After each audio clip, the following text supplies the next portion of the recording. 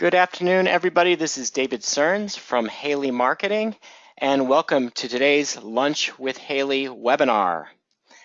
Today, it is our pleasure to have a guest speaker. So one of my friends in the staffing industry, John Rutledge, who's a Senior Vice President with Assurance Agency, is going to be spending the next hour or so chatting with us about some just amazing lessons he's learned in the past 2 years of reviewing survey data from dozens of staffing companies, research papers, publications to identify what candidates and employees really want.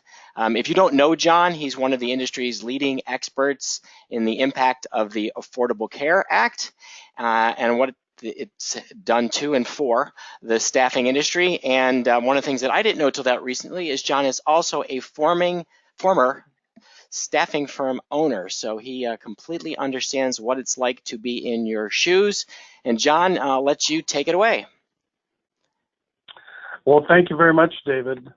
And as David just mentioned, as a former temporary agency owner, I want to tell you there's going to be something in today's program really for everybody, no matter what sector of staffing you're in.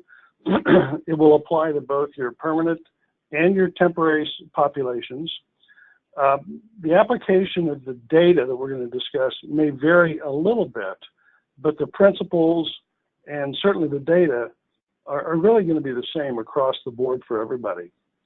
And as David also mentioned briefly, I really have spent over 2 years, now not full-time, I've got a full-time occupation, but it's taken me over 2 years to review just a host of research, really an enormous amount of data, analysis, reports, surveys, and publications, and my eyes were really opened.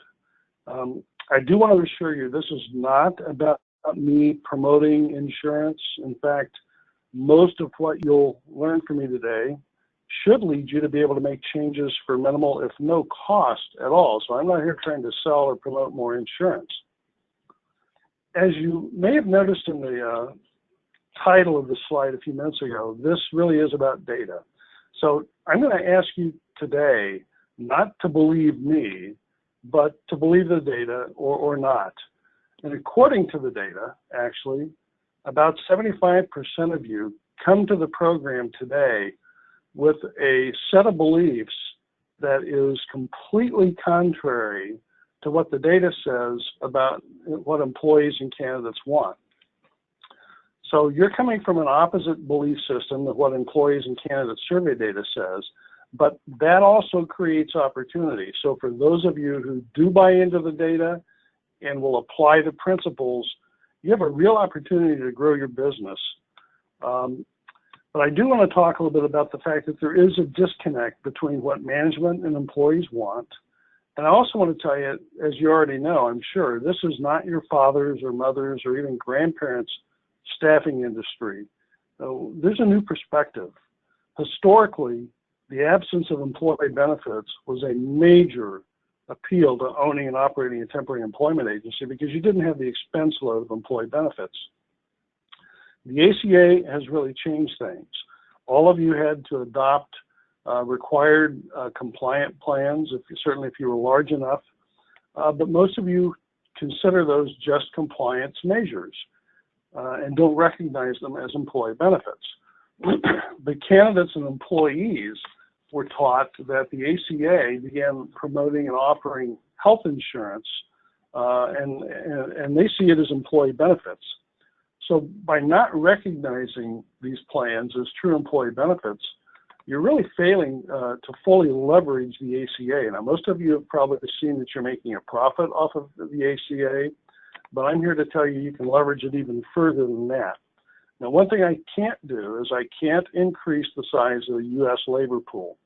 But what I can and will do is show you how to expand your recruiting pool and how to add to the number of placements that you fill and how to attract more and better candidates, as well as keep them longer.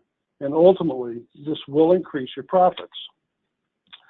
So a couple of slides just to give you examples of the surveys and reports and research papers that I've poured over, and this is why it took me over 2 years. And you'll see some pretty prominent sources there. These are also going to be repeated at the end, and I'm sure David will be sharing these slides with you. So if you have any questions about where did this data come from, that's it. But now let's talk about the industry challenges that we face when it comes to finding and keeping good people, whether it's for internal staff or for temporaries. In April of this year, the Bureau of Labor Statistics announced that the number of job openings was greater than the number of unemployed people. And at that time, we hit 3.7% unemployment, which has since dropped to even below that.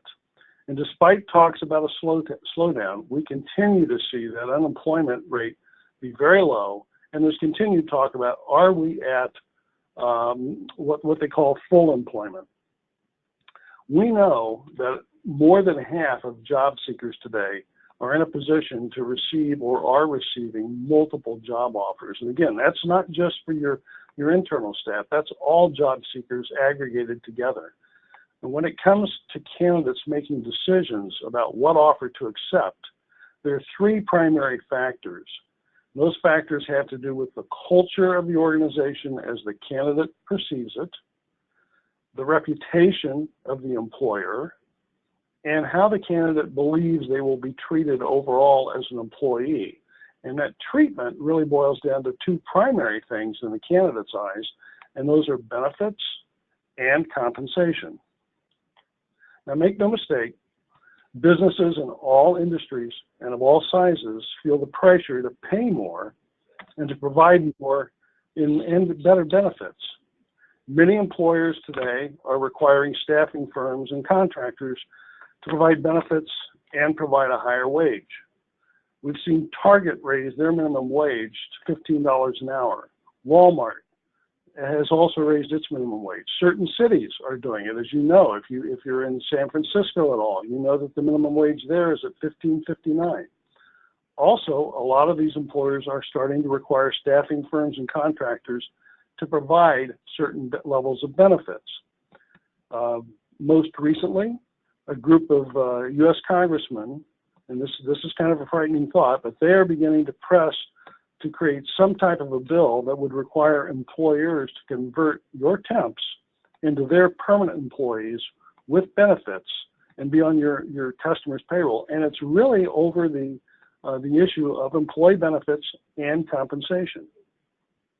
Now, other than large staffing firms that have really separate HR departments, most staffing firms are like small employers in other industries, and that is they don't have that C-level human resources executive. And what that does is it means that there's no real influence from a human resource perspective to a lot of small employers that big employers have that help drive these decisions, including what kind of benefits to have, how to manage them, and so forth. That puts you at a bit of a disadvantage. You're also seeing increased competition for talent drives higher turnover. And we know this is an important stat for staffing. ASA has reported on it multiple times. We've seen staffing turnover increase from about 386% in 2017 to over 400% in 2018. And as the ASA reports, that turnover level impacts your profitability, because the higher your turnover, the more placements you have to make, the more recruiters you need, the more resources you need, the shorter time people are on assignment, and it just impacts profitability. We're in an industry that's known for high turnover, and while it does impact profits, we're not able to we're not able to eliminate turnover, but minimizing it should really be a major goal. Just yesterday, in ASA Staffing Today, there was a research paper on the relationship of turnover and profits. So if you didn't see that and you're a member of ASA, you may want to tune into that. Other industries are really focusing more on what they do to improve their benefits.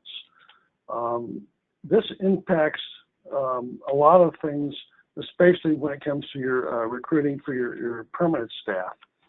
We see those industries really focusing on improving health insurance, number one, Specifically, we're seeing a lot of enhancements to fertility benefits, medical tourism, even surrogacy and adoption benefits. And I don't tell you this to try and convince you that you need to be making these changes. You don't. My point here is this is the emphasis that other employers, particularly larger employers, are making, that are trying to make more appeals to candidates that you are in competition for. One of the things that you can do and should do is aggressively communicate benefits and your culture every opportunity you have, because your value proposition should really be including those things. It greatly impacts recruiting on all levels, particularly permanent staff. And honestly, the effect ultimately is that if you're not doing these things, it shrinks the size of your candidate pool. And we're going to talk a little bit later on things that you can do to increase your candidate pool. So let's talk specifically about what employees and candidates say they want. Today, we have a very diverse and changing workforce in America. We have 4 very prominent and different generations. You simply can't effectively recruit from all demographic categories unless you understand them individually and then make sure that you have approaches to attract and retain them. The reality is that most employee benefit plans today in the United States were originally designed by someone from the World War II, or as many people call it, the greatest generation. They were designed trying to attract baby boomers back in the day. Today, they're being managed mostly by Gen X employees in the hopes that they'll appeal to millennials and other younger employees. Well, let's first talk about baby boomers. This is a group of employees or people that were born generally from the end of World War II to the mid-1960s. And even though they're retiring at a rate of about 10,000 per day, baby boomers still make up 27% of today's workforce. Baby boomers have their own set of concerns. They're worried about not having enough money to retire on, and they're working longer as a result. Most of them are used to technology, but they really like telephonic support. And if you want to communicate to baby boomers, don't rely on email. While they know what it is, they use it, they have to use it. If you want to really tell a story or get a message to baby boomers, email is your least effective way. Healthcare costs, long-term care are really high on their list because, again, that affects their ability, as they see it, to retire.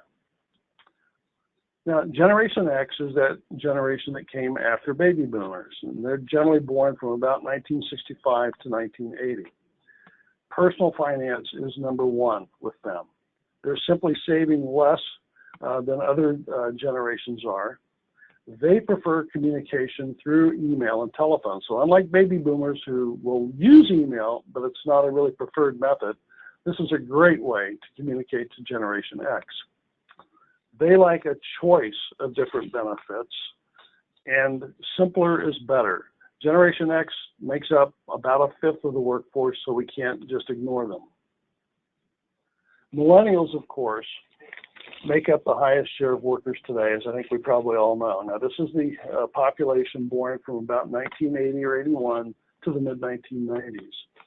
Contrary to popular belief, benefits really are very important to millennials. They prefer to be online, one way or another. They consider texting an online method. They also like personal communication, and most of that is telephone. So if you like to enroll people via the telephone, that's going to be very, very appealing to the millennials. They want inexpensive medical plans. Now, they don't have to be comprehensive, but they don't want to spend a lot of money on them. That's because as a young generation, most of them spend very little on health care. They want coverage for the basics, like office visits and prescriptions. And they like preventive care as well, but they don't want to spend a lot of money on it. Today, they make up 44% of the workforce. That's likely to increase to as much as 50% in just the next 2 years. Now, the most recent generation to enter the workforce is being referred to as Generation Z. These are the folks that have been born since about 1997. Today, they're in high school or college if they're working, and of course, younger. Those coming out of college are concerned about student loan debt. They like the idea of remote work settings and non-traditional work arrangements. So this is a generation that is really fertile field for temporary employment contingent work. They love social media and online portals. Again, texting is huge with this generation when it comes to communication. They really like wellness and preventive plans. Wellness and maintaining good health is very important to this generation. Today, they make up just 8% of the workforce, but in the next couple of years, that can grow to a 20% level, depending on how fast baby boomers end up exiting the workforce. The Generation Z is the generation that's going to start backfilling that. The next 2 to 5 years, however, could see a huge shift in the composition of the workforce. But we do think that growth in the workforce overall will be slow to moderate at best. So you're going to continue to see a challenge in terms of finding people to fill your job orders with a very slow to moderate growth in the overall workforce. But it's going to change because you're going to start seeing more baby boomers exit, more Gen Z come in. So these percentages are going to shift in the next couple of years. And you need to keep that in mind because, as I said earlier, each one of these generations has their own peculiarities, and there's no one size fits all to how you approach them, communicate with them, and what appeals to them. Now, generational differences are important, but they don't tell the whole story. There are many functions and factors that are common to all generations. I do find it very interesting that even though we've talked about the various differences between the generations, only 18% of managers think a top challenge is in creating an inclusive environment and benefits that covers all generations. Some other data that's important is we know that almost half of all households, 40%, couldn't come up with $400 to cover a deductible, even though the average out-of-pocket on a major medical plan today is now over $4,700. Healthcare is the number 2 household expense in the U.S. It's number 2, only behind housing. And we do know that 70% of temps ask about, or candidates, I should say, ask about health benefits specifically at job fairs. Benefits are important to job seekers. In fact, job seekers consistently say that benefits are preferred over higher salary. 80% of candidates consider health insurance, 89% consider it to be a deal breaker. And I want you to think about that. And we're gonna factor that in a little bit later. 89% of job candidates say they simply will not consider a job that doesn't have health insurance. Now, that doesn't mean you have to pay for it. 80% of candidates say they choose additional benefits over a pay raise when given a choice. And yet 77% of executives think that pay is a candidate's top consideration. Now, this is the disconnect that I was talking about early on when I said about 3/4 of you came to today's webinar with a belief that is very different from what candidates and employees tell us they want. Candidates and employees say one thing, but 77% of us believe just the opposite. So think about that. That really shows that disconnect between what most of us think and what candidates and employers say. But it's also the heart of where the opportunity is for some of you that will embrace the data. Now, multiple surveys produce the same ranking of what weighs most heavily in the decision to stay with a job or to change a job. The number 1 factor in determining a job change or to stay with a current job is health insurance. 61% of candidates said that that is their number 1 consideration, while 54%, which is a close second, but it's a second, say that pay is. While perks like discounts, gym memberships, concierge services are really being widely used by employers in all sectors, survey after survey consistently shows that the top 3 most highly valued benefits are medical, dental, and vision. And the message here is if you're going to be investing in benefits, these are the ones that you should really be concentrating on the most. Now let's turn our focus to some data specific to our industry, the temporary staffing industry. The American Staffing Association recently reported in Staffing Today that pay, as I've already mentioned, other surveys said, pay is not number one. In fact, it's not as important as schedule to temporary workers. Now, we also know that the Government Accountability Office has reported that 30 to 40% of the workforce would classify themselves as contingent workers or make themselves available to contingent work. So think about this. If 30 to 40% of all U.S. workers are open to contingent work, but only 11% are willing to consider a job without health insurance, what does that do to your recruiting efforts if you're not advertising and telling candidates that you do have a health insurance plan available? That is maybe the biggest message, our biggest takeaway today, is understand this data and understand the opportunity you have if you're not communicating and advertising what you're offering. Temporary associates are generally younger than other contingent workers and those in traditional employment, and that actually bodes well for you from a health insurance standpoint, by the way. And temporary workers are less likely than traditional workers to have attended college, although about half have at least 1 year of college compared to 2/3 of those for other types of workers. And 46% of temporary workers say they're actually looking for and would prefer a traditional job with, of course, the culture and things that come with traditional employment. So what I'm really trying to say here is the makeup of temporary workers compared to those in traditional employment, while it's different a little bit, it's not significantly different. We don't have a completely different population out there that identifies differently that's only available for temporary employment. So what are some employee benefit plan strategies? Well, one of the things that you can do, and you should think about doing for your internal staff, is implementing what we call an executive medical reimbursement plan.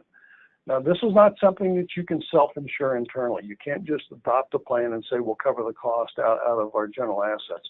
You need to buy a separate insurance policy for this because that's the only legal way to do it. You have to have at least 3 people to do it, and this is something that you owners, you can be a part of. So if you're not doing that and that's something that you're interested in, I would talk to your insurance broker about it because I've seen it be an extremely effective way to take your high performers, no matter what they are. You can literally discriminate, and I don't use that in a legal sense. I use it in a more descriptive sense, but you can pick and choose the people that you want to try and bind to your organization by covering them on one of these plans. These plans cover things like their deductible, coinsurance, co-payments, out-of-network charges. They do an annual executive physical. They even cover dental and vision expenses, even if you don't offer those plans.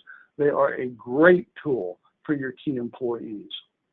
Also, we've talked about the different demographic categories of today's workforce. So you ought to do a demographic analysis. It's not difficult to do. If you can produce a census, which you all have to do periodically to get quotes for health insurance and so forth, you can do a demographic analysis.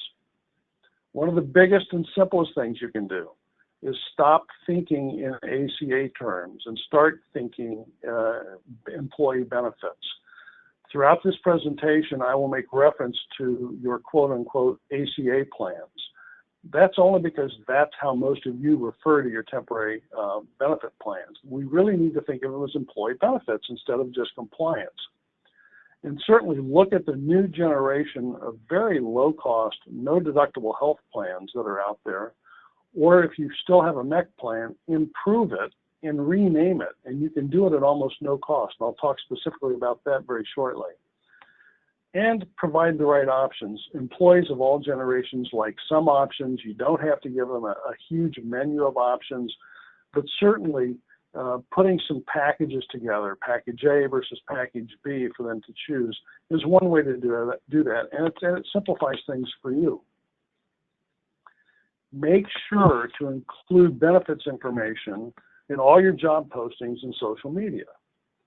Notice I said employee benefits information. Again, even if you've got nothing more than a MEC plan, start thinking of that as an employee benefit plan, if for nothing else, for wellness and preventive. But make sure you're advertising what you have and put it on your job postings and use it in your social media. Also, take advantage of when you onboard employees of communicating what you do offer. 56% of workers say a company's culture is valued over salary, and that's particularly true with millennials. So during your onboarding is another great time to not just talk about what you offer for benefits, but to really educate that candidate that's coming on board in terms of what your work culture is. And these messages really need to trickle down or be strongly communicated to the branch level and with some weight, I might say, with some emphasis to the staff that are coming in direct contact with the candidates. I've been in several of my clients' branch offices, and as I mentioned earlier on, I'm a former temp agency owner, and I've seen people talk to candidates by saying, hey, if you're interested, we've got this low-cost plan. Most people don't take it. It costs you $20 a week. You know, if you're interested, here's the paperwork. And I've also seen people say, I'd like to share with you the fact that, you know, here at ABC Temp Agency, we offer a program that will cover preventive and wellness services. It covers prescription drugs to a certain degree, as well as office visits. It's not expensive. It only costs $20 a month. It's really a good program. People who have it really enjoy it.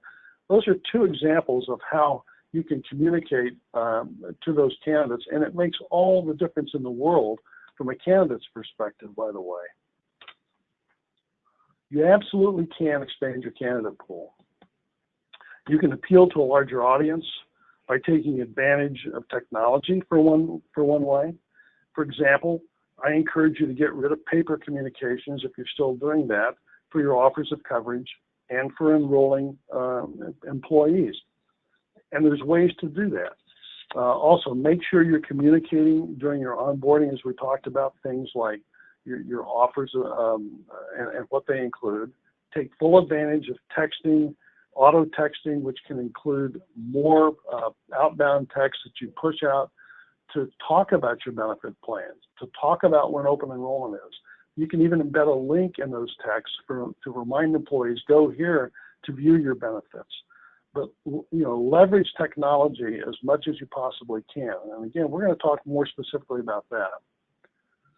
Most all of you can make minimal or no additional investments and still improve what, as I've said before, most of you refer to as your ACA plans.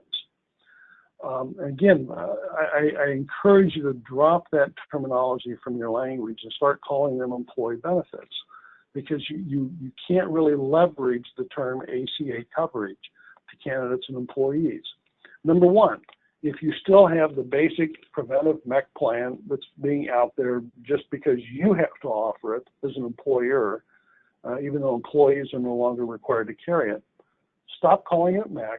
In fact, I would modify it to what we call a MEC Plus. I don't like the MEC Plus term either. But basically, these plans are more valued than indemnity plans to workers because you can add coverage to the plans that lets the employees know exactly what their cost is going to be for every service. For example, add coverage for doctor's visits with a copay. If you have a $25 copay for an office visit, that tells the employee they're going to pay $25 for that copay, as opposed to what they're going to get back on an indemnity plan. You can do the same for prescription drugs. Add coverage for, you don't have to have a full prescription plan. You can add it for just generics. You can even embed a little bit of life insurance in it, or add telehealth benefits, which is becoming very popular, particularly with larger employers. You can even give a zero copay to the employee through telehealth. Do understand the difference between what the law considers health insurance versus indemnity insurance. And the reason I say that is indemnity insurance has its place, but it's being very heavily promoted and marketed by organizations for a couple of very good reasons. Number one, it's very, very lucrative in terms of commission, and number two, it's extremely profitable to the insurance company. In fact, a lot of promoters of indemnity insurance are in profit-sharing arrangements so that they not only get paid commissions, they share in the profits of the product. Health insurance, if it has a copay, if it has a deductible, as an example, either one of those, if it covers preventive care, it's health insurance. If it requires you to file a claim and somebody gets paid a fixed dollar amount, it's indemnity insurance. Indemnity insurance has its place. Advice to you is put together a couple of packages that maybe combine a true health insurance like a beefed up MEC plan, as I've just described, and maybe an indemnity option. But indemnity should be used to supplement your health insurance and not be the primary program. Here's an example of what I think is a contrast between those current or maybe some of you used to have the MEC plans and one of the new generation plans. The plan on the left is the old ACA compliant MEC plan. It tells the employee it covers preventive services at 100%, and here's your weekly deduction. You can modify that same plan and still cover 100% preventive, which you have to, but maybe rename it as your basic health plan. Add a $25 copay for office visits and a $15 copay for generic drugs. Advertise the fact that there is no deductible. And you can see that weekly deduction on average doesn't really change much because it doesn't have to. In fact, I have clients that have a $17.50 per week basic plan just like this. Now use the $17.50 per week plan for the MEC because that is the average cost of MEC plans that are out there on the market. They don't actually end up paying out that much, but that's what the average premium is. So think about how you message what you're offering and get the most mileage out of it.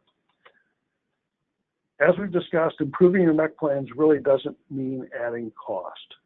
The cost of the enhanced MEC programs are well within the normal cost of what we've seen for the MEC plans in the past. And that's because, as I just mentioned, what's actually being paid out in claims for these old MEC plans is very, very small. So you really don't have to change the premium much, if at all, to add benefits within that.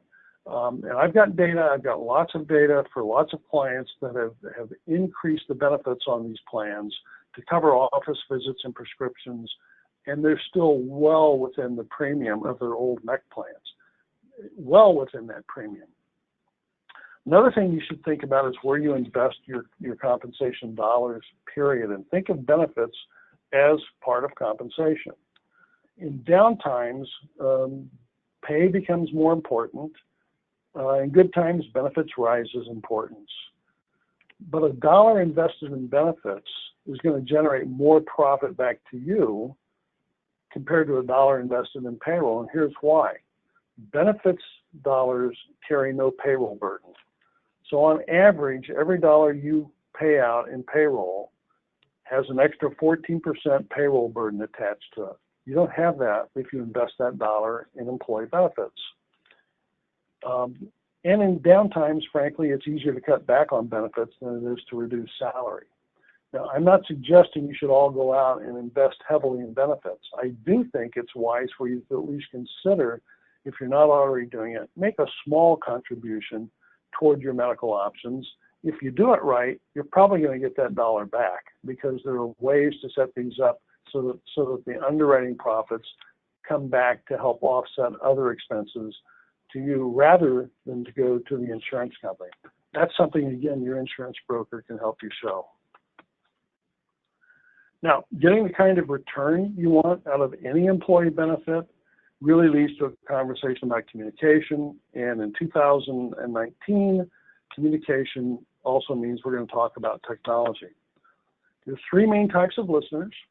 There's visual, and visual learners learn from seeing. There's auditory learners, and they learn from hearing. And then there are tactile or kinesthetic learners who learn from actually doing.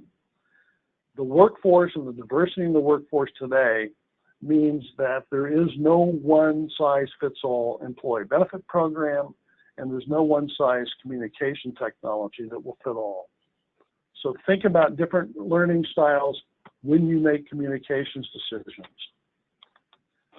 To leverage whatever benefits you're offering, and notice I didn't say your ACA plans. To leverage your benefits, start with job postings and social media, as we spoke of a little bit earlier, so that you're really doing it during the recruiting process. And make sure you're also doing it during your onboarding. Repetitive statements really help. So if you've got messages out there on your social media, if your job postings include even something about health insurance is available, and then during onboarding is a great time to communicate that, because it reinforces your employment message and your culture. And then consider outsourcing some of your benefits administration through technology. And we're going to talk a little bit about that, specifically what that means.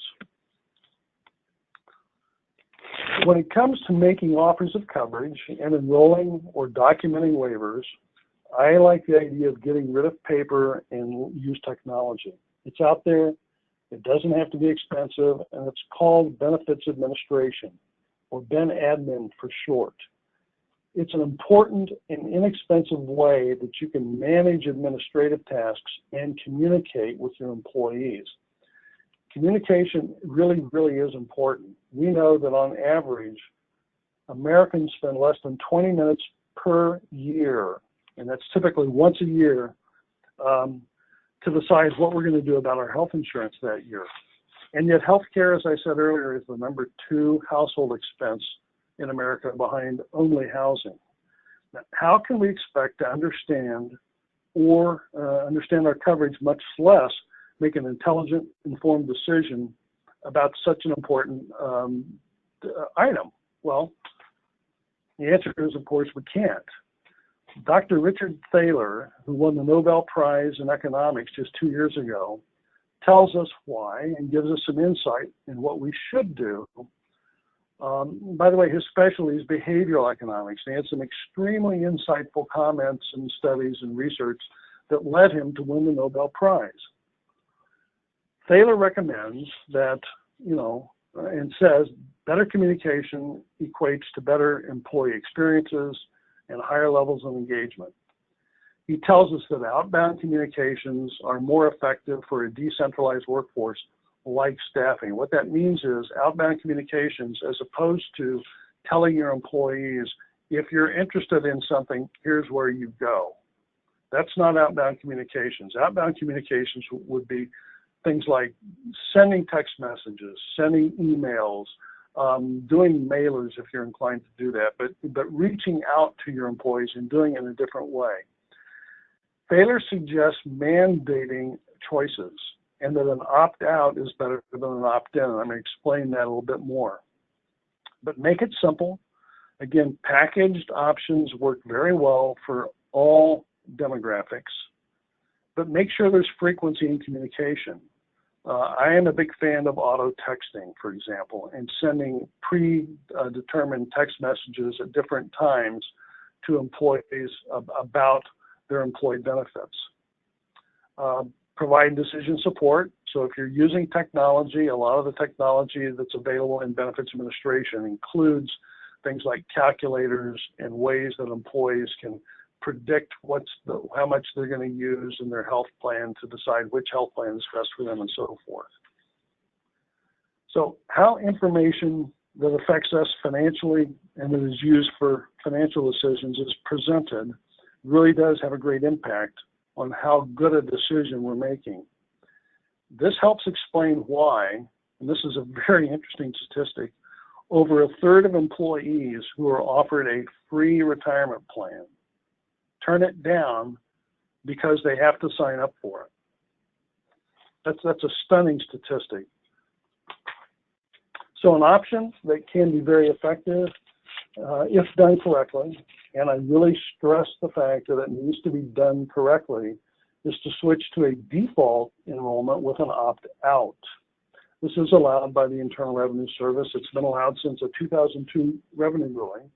It is widely used to enroll employees into 401ks, and I realize most of you don't have 401k plans, but it's very typical to automatically put an employee in a 401k and tell them, they can opt out if they want, has very high persistency rate and improved satisfaction even on medical plans. 45% of workers in surveys say they prefer this, and that's being driven by Millennials and Gen Z, where over 50% say that they want that. I have a number of clients that are doing the default enrollment with an opt-out. They were very reluctant to try it because they were worried about the pushback that they would get from employees.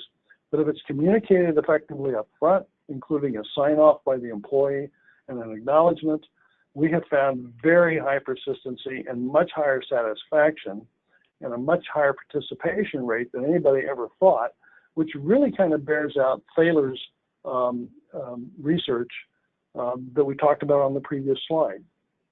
And keep in mind, if you're like the vast majority of my clients, what we're really talking about here are plans that are mostly, if not entirely, paid for by employees as opposed to you, with little or no employer cost.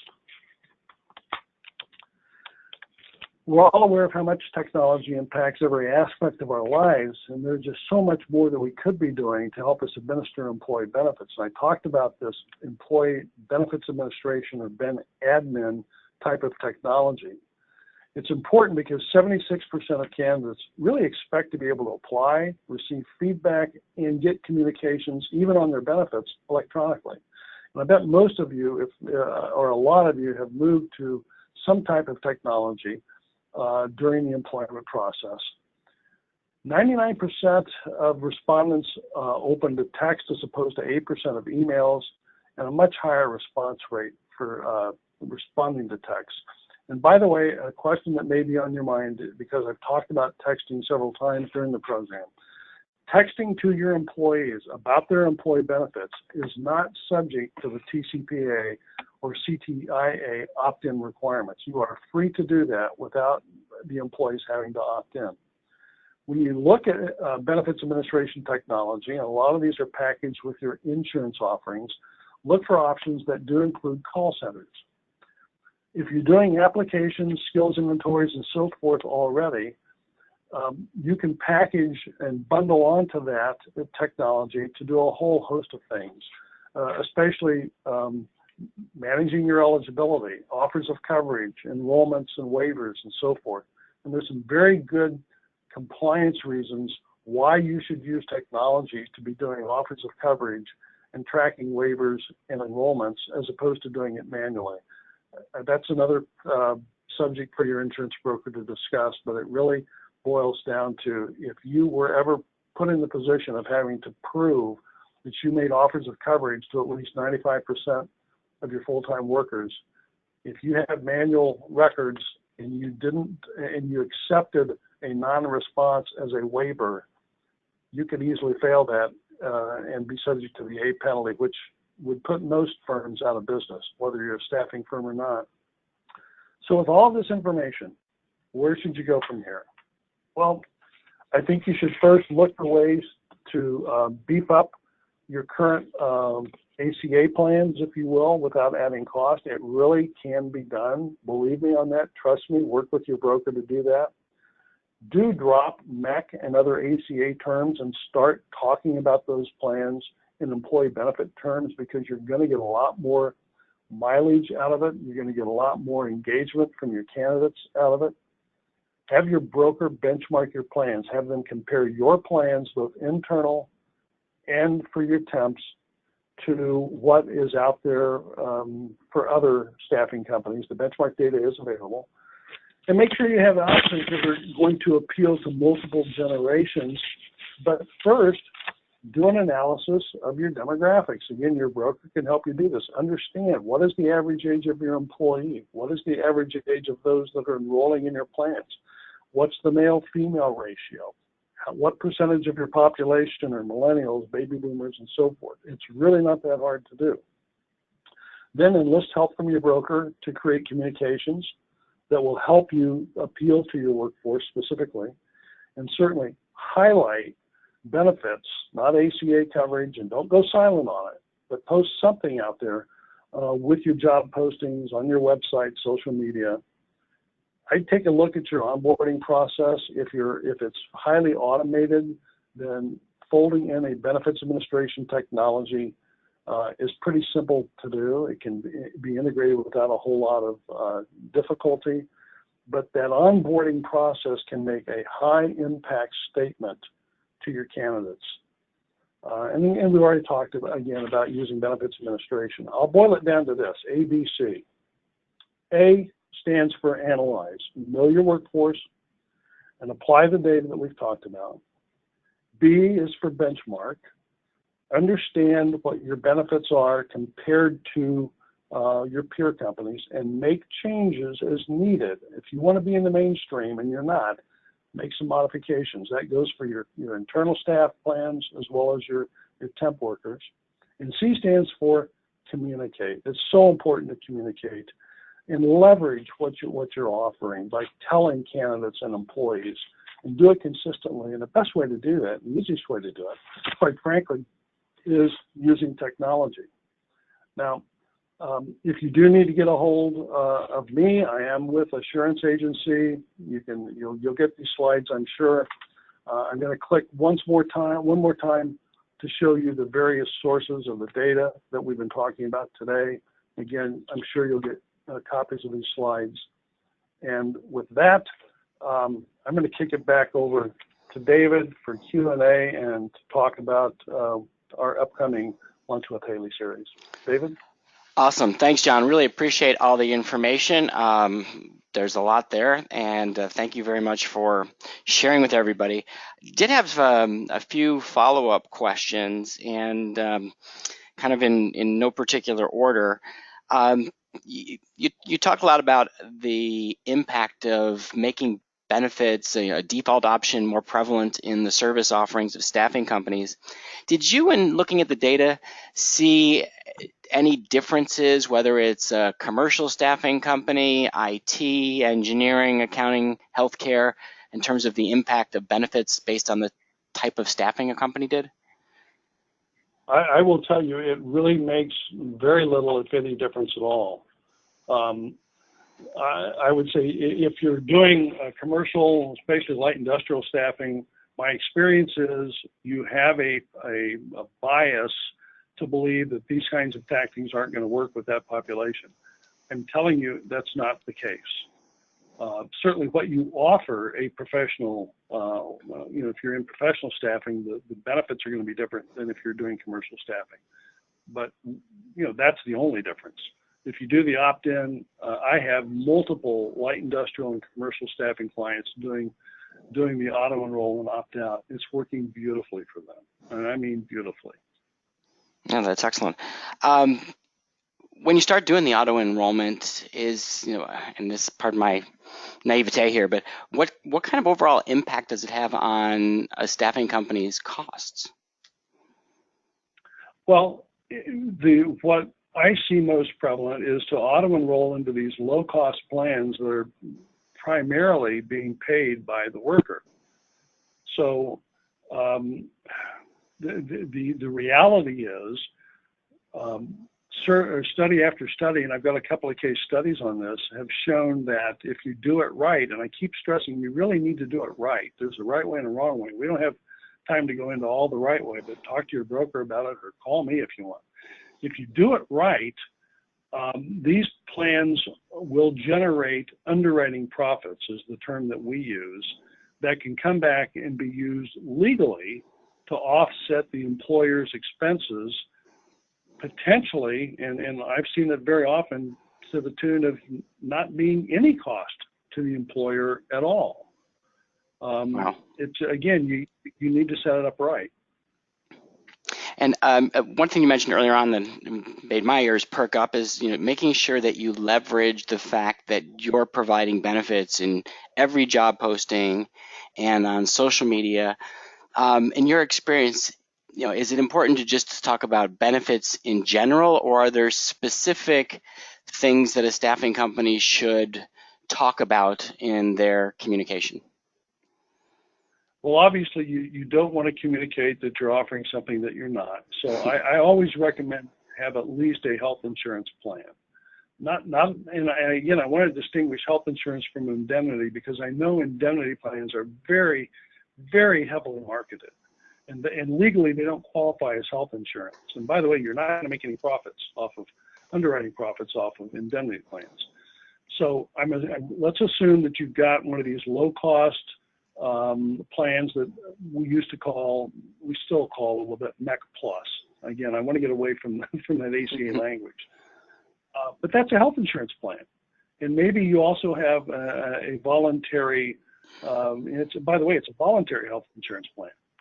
Maybe you also have a voluntary dental and life insurance. So I would include in your job postings, social media, that, and hopefully you're doing this, hopefully you're offering this to every employee, because it makes your life a lot simpler if you do. But assuming you're doing that, I would say that, every job, or substantially every job, includes being eligible for benefits, which includes a basic health insurance plan. Because health insurance is going to be the #1 attractor. So if you simply have that kind of a statement out there, you're going to make a big impact. And let me just reemphasize a couple of data points. 30 to 40% of workers are open to temporary employment, but only 11% of workers say they will consider a position without health insurance. So if you don't advertise that you're offering health insurance in those job postings, you're really restricting your candidate pool, and you don't have to. Yeah, that's enormous. I mean, think of what companies would do to have that much of an increase in the available workforce, and what an impact it would make on the job orders they're filling. Which sort of brings me to my last question. And I don't know if you saw it in your data, maybe you just see it in your clients. Clients that adopt this advice, do you see any difference in terms of their growth, their profitability, their fill rates? So what I see is a reduction in their turnover. And I have specific clients that have used that to go to their customers and tell them one of their value propositions to their customers is to say, look, we believe we can bring you a higher quality candidate with less turnover, which will mean better output for you and improved profits. They really leverage this as part of their value proposition. So, and I have seen reduced turnover. And we have seen profits, impacted. Again, we can't get into the details of that on this. I mentioned a couple of times, if you do it right, I keep saying you got to do it right. You really, there's a right way and not a right way to do this. But yeah, I have. Awesome. Well, thank you very much, John. Great information, great feedback, and I'm assuming that anybody going to Staffing World next week, I know Assurance will be there. Will you be there as well? I will be there. I'd love to see anybody who's on this webinar. Stop by and say hi. Let me know if you liked it. If you didn't like it, let me know that too, because my goal here today is to be a messenger with an educational approach. I'm not trying to sell anything. But this data really did open my eyes. It really did. And I think there's something to be gained. If you ignore the data, I think you ignore it at the peril of the companies that will embrace it, because for those of you that will embrace it, I think you have growth and profits ahead for those who don't. Yeah, and differentiation in our industry is so difficult, and if this is one more thing that your company will do that your competitors are going to be afraid to do, and now you can go say, hey, instead of 400+% annual turnover in the workforce, we have dramatically less because of our including benefits as part of our offering. That's awesome differentiation. Well, John, thank you again so much. As you mentioned, I will give a plug for 2 upcoming events. So coming up on Wednesday, October 30th, we're going to be doing a product demo. So instead of ACA, where we changed the letter here, it's ADA. It's the Americans with Disabilities Act. For those of you who were at the Staffing Law Conference, there was a lot of talk about staffing companies being sued because their websites were not compliant to people with disabilities who may be looking for work. And as our industry started to become a target for the attorneys, our team set out to do a lot of research to figure out how to ensure your websites are compliant. And so on the 30th, we'll be showing you some of the research we did, what we learned, and some of the changes that we're making in developing websites to ensure compliance. And then for those of you who are not going to be at Staffing World next week, I'm sorry that you won't get to see John or me or either of our teams next week. But good news is on Thursday, the 14th of November, we're going to be having our team provide a recap webinar of the lessons that we learn at Staffing World. We have a big team of 9 people headed to Vegas next week, and we will take as many notes as we can so that we can share what we see with everybody who joins us for that webinar on the 14th.